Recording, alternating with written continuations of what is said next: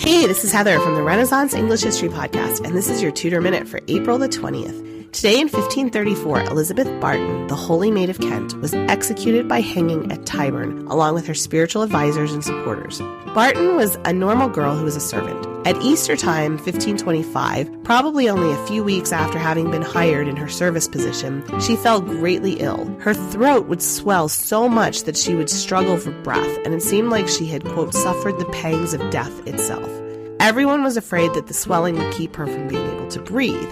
Other times her illness seemed subdued. It seemed to come and go in waves. She was moved from the servants' attics into one of the children's rooms because the baby was also ill, so it was easier to nurse them together.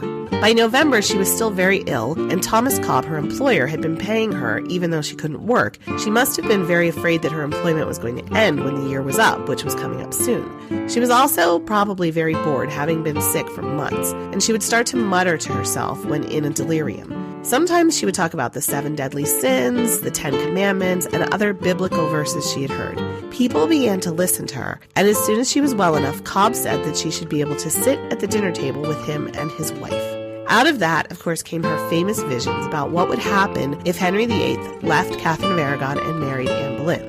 She became a political force, a rallying point for those against the marriage to Anne, meeting such luminaries as Thomas Cromwell, Thomas Cranmer, and Thomas More, among others.